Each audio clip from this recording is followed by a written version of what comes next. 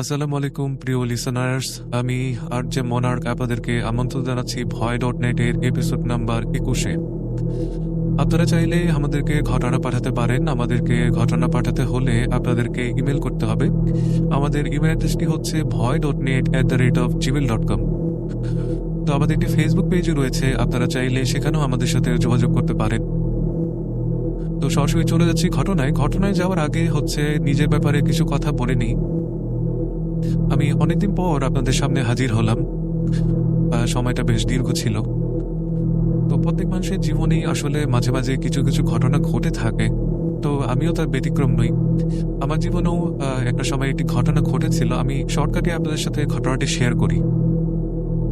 আমি তখন একটি ভার্সিটিতে লেখাপড়া করতাম। তো আমি সম্মত কারণবশত ভার্সিটির নাম উল্লেখ করছি না। আমি যে ভার্সিটিতে লেখাপড়া করতাম সেখানে লেখাপড়া চলন্ত অবস্থায় আমি নিজের খরচ চালানোর জন্য টিউশন করাতাম। তো টিউশন করাতে করাতে একটা সময় এটা আমার একটা নেশায় পরিণত হয়। তো আমি প্রথম যে টিউশনটা করাতাম সেখানে তাদের ফ্যামিলির সাথে আমার খুব ভালো একটা আন্তরিকতার সম্পর্ক গড়ে ওঠে। তো একটা সময় দেখা যায় যে বেশ কিছু জোজোরটার জন্য আমি টিউশনটা ছেড়ে দিই। টিউশন ছেড়ে দেওয়ার প্রায় 2 থেকে আড়াই বছর পার হয়ে যায়। 2 থেকে আড়াই বছর পর আমার স্টুডেন্ট আমাকে একদিন ফোন করে বলে, জি স্যার, আব্বু তো মারা গিয়েছেন। তো তার এই কথা শুনে আমি প্রচন্ড রকমের শকড হয়ে যাই। এর পেছনে যে কারণটি আমি তাকে জিজ্ঞাসা করি যে তোমার আব্বু কবে মারা গিয়েছেন। তখন সে বলে যে গতকাল রাতে। তো আমি এটা শুনে শক খাই এবং প্রচন্ড রকমের শক খাই। কারণ গতকালের কথা সে বলেছিল, সেদিন আমি টিউশন করিয়ে সেখান থেকেই ফিরছিলাম। তো সেখান থেকে ফেরার সময় উনি আমি যখন ওই রাস্তাতে যাচ্ছিলাম ওই টিউশনের বাসার সামনে দিয়ে, তখন আমার ওই গার্ডিয়ানের সাথে দেখা হয়। তো ওই গার্ডিয়ানের সাথে দেখা হলে আমাকে উনি ভদ্রতার খাতিরে চা খেতে বলেন। তো চা খেতে বলার পর আমি তার সাথে চা খেতে যাই। তার সাথে চা খাওয়া সম্পূর্ণ করে তার সেখান থেকে ফিরে আসি আমি। তো সেই সময়টা হবে রাতের প্রায় 10:30 থেকে 11টা। তো আমি আমার স্টুডেন্টকে আবার কনফার্ম করার জন্য জিজ্ঞাসা করি যে তোমার আব্বু যে মারা গিয়েছেন সেটা কোন সময়টা ছিল, তুমি কি বলতে পারবে কিনা আমাকে। তো সে তার ভাষা অনুযায়ী যেটা বলে, তার আব্বু সন্ধ্যা 7টা থেকে 7:30টার মধ্যে মারা যান। আর ওই আঙ্কেলের সাথে আমার দেখা হয় রাতের 10:30 থেকে 11টার মধ্যে। তো এই জিনিসটা আসলে আমি আজ পর্যন্ত ভুলতে পারিনি। কারণ উনি আমাকে বেশ পছন্দ করতেন এবং স্নেহ করতেন। তো ওনার সাথে লাস্ট যেদিন আমি চা খেলাম সেদিন উনি আমাকে বেশ কিছু কথা বলেছিলেন, যেগুলো আমি এখানে না বলি। তো উনি আমাকে বেশ কিছু উপদেশ দিয়েছিলেন। আমি ধরে নিচ্ছি হয়তোবা উনি ছিলেন না বা উনি সম্পূর্ণরূপে চলে যাননি তখনও, সেই জন্যই হয়তোবা উনি আমার সাথে দেখা করে আমাকে উপদেশটা দেন। তো যাই হোক, আজকের ঘটনায় ফিরি। আজকের ঘটনাটি আমাদেরকে যিনি পাঠিয়েছেন তিনি তার নাম প্রকাশ করতে আমাদেরকে নিষেধ করে দিয়েছেন। তাই আমরা তার নাম প্রচার করতে পারছি না। তো ঘটনাটি যেভাবেই লেখা আছে আমি ঠিক সেভাবেই পড়ার চেষ্টা করছি। প্রকৃতিতে মাঝে মধ্যে এমন অনেক ঘটনা ঘটে যায় যা আমরা বিশ্বাস করতে পারি না, আবার কেউ একেবারে অবিশ্বাসও করতে পারি না। ঘটনাটা ঘটে আমার এক দূরসম্পর্কের দাদুর সঙ্গে। তার মুখ থেকে যেভাবে শুনেছি সেভাবে বর্ণনা করার চেষ্টা করছি। 90-এর দশকের সময়ের ঘটনা এটি। আমার দাদু আব্দুর রহিম খুব ধার্মিক মানুষ। এক ছেলে স্ত্রী নিয়ে সুখে বসবাস করছিলেন। এলাকায় তার ভালোই ডাকনাম ছিল। ধনী মানুষ বললেও ভুল হবে না। তিনি তার সম্পদের জাকাত ইসলামী শরীয়তে দিতেন। তার মতে ব্যাংকে টাকা রাখা আর সুদ খাওয়া একই কথা।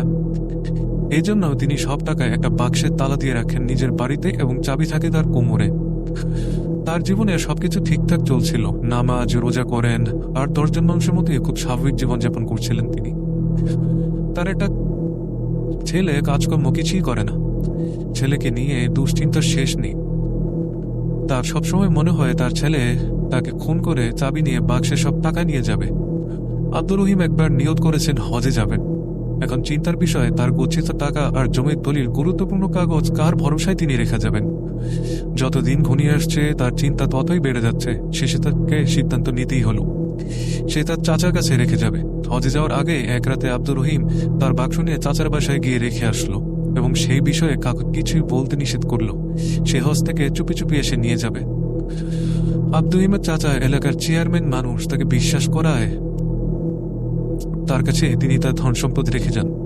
আব্দুল রহিম হজে চলে গেলেন এবং হজ শেষে হাজি হয়ে বাসায় এসে যা শুনলেন তাতে তার পায়ের নিচ থেকে মাটি সরে যাওয়ার উপক্রম। তার চাচা রোড অ্যাক্সিডেন্টে মারা গেছেন কিছুদিন আগে। আব্দুর রহিম তার সব জমানো সম্পদ এবং জমির কাগজ তার কাছে রেখে গিয়েছিলেন। আব্দুর রহিম তার চাচার দুই ছেলের সাথে কথা বলেন। তিনি তাদের কাছ থেকে জানতে চান যে তার বাক্সটি কোথায় রাখা আছে। মানে কথায় কথায় তিনি তাদের কাছ থেকে বাক্সের ব্যাপারে জানার চেষ্টা করেন, কিন্তু কোনো খোঁজ খবর পান না। আব্দুর রহিম এখন কি করবেন, কার কাছে যাবেন, কিছুই বুঝতে পারছেন না। কার সাথে বিষয়টি নিয়ে কথা বলতে পারবেন, কার সাথে পারবেন না, সেটাও তিনি বুঝতে পারছেন না। এতে বিষয়টা জানাজানি হলে সমস্যা আরো বাড়তে পারে। আব্দুর রহিম অত্যন্ত ধার্মিক মানুষ, কবিরাজ গণকে বিশ্বাস করতেন না। তিনি জানেন এসব শিরকের কাজ, তবুও বিপদে মানুষের হিতাহিত জ্ঞান থাকে না।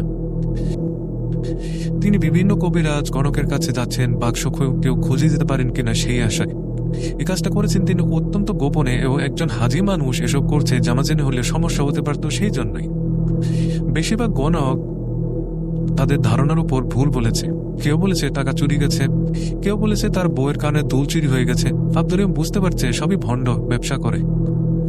শেষে নিরুপায় হয়ে তিনি বড় মাদ্রাসার হুজুরের সাথে দেখা করেন, দিয়ে তাকে সব ঘটনা খুলে বলেন। হুজুর এমন এক দ্বিধায় পড়ে বাক্স পাওয়ার সম্ভব না এটা বলতে পারছেন না, আবার কিভাবে পাওয়া যাবে এটাও বলতে পারছেন না। তিনি বললেন, আব্দুর রহিম শোনো, কোনো মানুষ মারা গেলে তার পৃথিবীতে আসা সব পথ বন্ধ হয়ে যায়। এটা চিরন্তন সত্য। তুমি যেমন বিশ্বাস করো আমিও তেমনি বিশ্বাস করি। কিন্তু একটা বিষয় কি, তুমি জানো আমাদের প্রত্যেকের সাথে একটা জিন থাকে, তার নাম হচ্ছে কারিন জিন। তোমার সাথে, আমার সাথে, আমাদের সবার সাথে তারা জন্মের পরে থেকেই জুড়ে যায়। কারিন জিন কিন্তু আমাদের মারা যাওয়ার সাথে সাথে মারা যায় না, তারা দীর্ঘদিন বেঁচে থাকে। এখন ব্যক্তি মারা গেলে তার সাথে থাকা জিন কোথায় যায় এটা কেউ জানে না। আব্দুর রহিম হতাশ ভঙ্গিতে বললেন, হুজুর তাহলে কি কোনো উপায় নেই? থাকলে আমাকে একটু বলুন, আমি কি করব এখন? কোথায় খুঁজবো এবং কিভাবে খুঁজবো? আমি তো কিছুই বুঝতে পারছি না। তখন হুজুর বলেন, তুমি তার কবরের কাছে গিয়ে খুঁজতে পারো, এতে যদি কোনো লাভ হয়। তখন আব্দুর রহিম বলেন, কখন খুঁজবো কবরের কাছে, আর কিভাবে খুঁজবো? এটা তো বলা মুশকিল, তবে ভারী রাতে খুঁজলে ভালো হয়। এখন যেটা করবে, নামাজ পড়ো বেশি বেশি এবং আল্লাহর কাছে চাইতে থাকো। তিনি না চাইলে কিছুই হবে না। আব্দুর রহিম বাসায় চলে এলো। গভীর রাতে তিনি তাহাজ্জুদ নামাজ পড়লেন এবং হাতে তসবিহ গুনতে গুনতে তার চাচার কবর দিকে রওনা দিলেন। কাউকে তিনি এ বিষয়ে কিছুই বললেন না। গভীর রাত, চারপাশে ঝিঝি পোকার ডাক, এছাড়া আর কিছুই শোনা যাচ্ছে না, এবং এতে তার মনে ভয় কিছুটা বেড়ে যায়। প্রবল উত্তেজনায় মানুষের ভয় কাজ করে। আব্দুর রহিম কবরের পাশে দাঁড়ালেন এবং সালাম দিলেন। কোনো সাড়া শব্দ পেলেন না তিনি। তখন তার ভয় করতে শুরু করল। তিনি ভয়ে দ্বিতীয়বার সালাম দিলেন, কোনো উত্তর আসলো না। এবার তার গা কাঁপছে। কোন রকমে তিনি বাসায় আসলেন, জ্বরে তার শরীর পুড়ে যাচ্ছে। তিনি হুজুরের কাছে গিয়ে সব খুলে বললেন, রাতের ঘটনা। হুজুর জানার পর তিনি বললেন, এসব বাদ দেন, এসব সম্ভব না। ভুলে যান ওই বাক্সের কথা, ওই টাকার কথা। এসব আপনি আর ফেরত পাবেন না হয়তোবা, কারণ এটা ফেরত পাওয়ার কোনো অবস্থাই তো আর নেই, কোনো রাস্তাই নেই, কিচ্ছু পাচ্ছি না। তিনি আব্দুর রহিমকে কিছু দোয়া পরে ফু দিয়ে বাসায় ফিরিয়ে দিলেন, কিন্তু কিছুতেই তার মাথা থেকে তিনি বাক্স সরাতে পারছেন না। তার সব জমির কাগজ সেখানে। টাকা না হয় তিনি ভুলেই গেলেন, কিন্তু তার জমি, সেটা কিভাবে ভুলবেন তিনি? গত রাতের মতো আজও তাই তিনি সেই কবরের কাছে চলে যান। আজও মনে ভয় আসছে।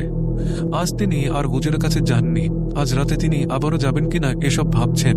রাত অনেক হয়েছে। হঠাৎ তার মনে হলো কিছু একটা শ্মশান ঘাট আছে, ওখানে গেলে কেমন হয়।